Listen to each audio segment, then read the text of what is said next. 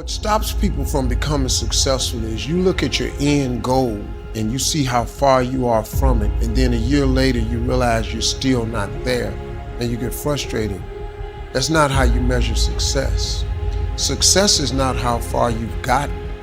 Success is how far you've gotten from where you started. And you have to take inventory of your life, man. You gotta, as a young person, you gotta go, okay, I'm 19 and I got my first speaking role. Average person don't get the first speaking role at 19, man. So you gotta be okay with that. And I'm gonna drop this piece of jewel on you, man, that success is a process. It's an arduous process. I'm still in the process. I gotta mentor boys, especially for young people, man, because I've been young and I wanted it so bad and I had nothing, man. So you gotta understand this thing called success is a process. Set your goals, but understand it take a long time to make a lot of money. You hear me, man? It take a long time to make a lot of money. Quit looking at Instagram. Instagram is people's highlight reel. That ain't really how they look. They got one Birkin bag, that ain't a real one, and they got it on Instagram and they showing you the clasp open and all that, and they got a filter on it and they look perfect. They don't have a bump. That ain't life, man. Instagram's a highlight reel. That's their best picture they posted that day. You know how many shots they took to get that picture? Don't get caught up in none of that. Get your grind on, hustle. Get your head down and hustle. Hustle. Listen, man, the dream is absolutely free. The hustle and grind is sold separately.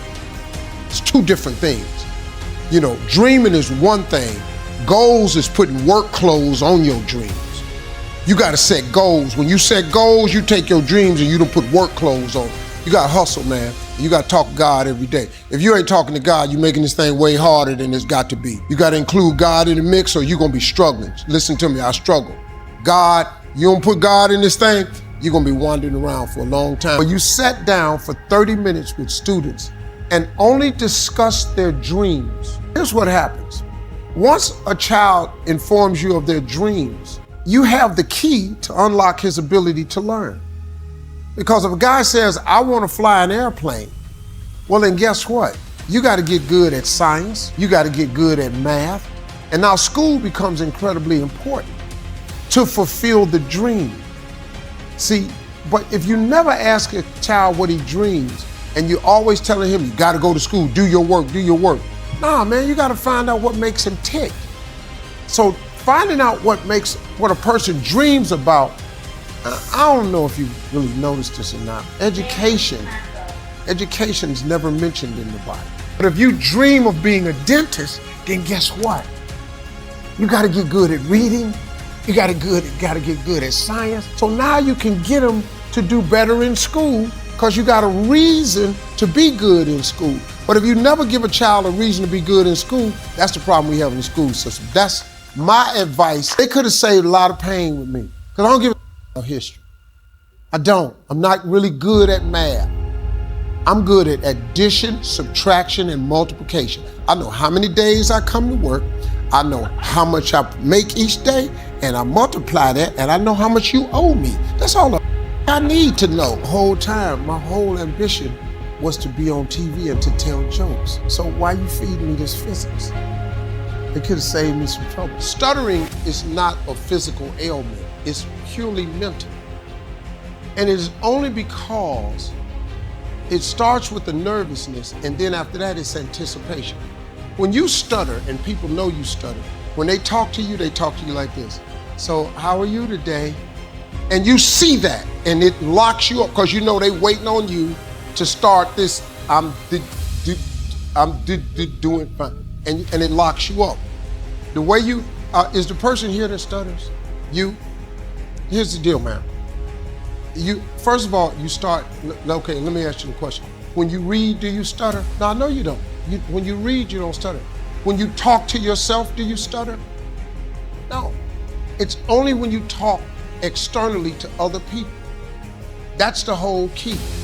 It starts because you built up an anxiety and a nervousness. So the way you cover stuttering is you stop eye contact with people. You cannot look at people.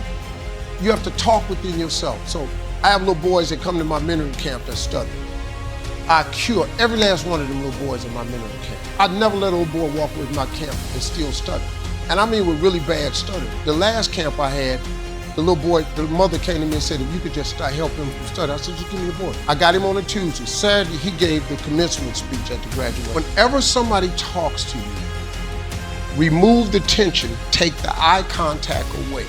Go within yourself, say it to yourself twice, and then before you look up, answer the question, then look up. That's the drill I want you to do. I want you to do it in the mirror. I want you to do it with a close friend of yours. And that's all I want you to do. After a while, you'll only have to say it to yourself once. Then you look up. After a while, you'll be able to look at them, say it to yourself internally, then say it. That's it, man. I'm gonna give you the second drill. This is how you do it. This is it. This is how you cure stuttering. There's nothing else.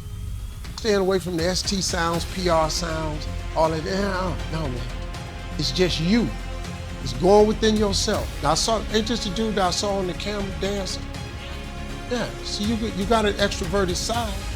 You just gotta let it out. Next thing you do, tell yourself, I no longer stutter, because it's mental. You gotta say this to yourself all the time and act like you're reading all your thoughts, because you don't stutter when you read and you don't stutter when you talk to yourself. So you gotta get in that mirror and talk to yourself constantly, practice.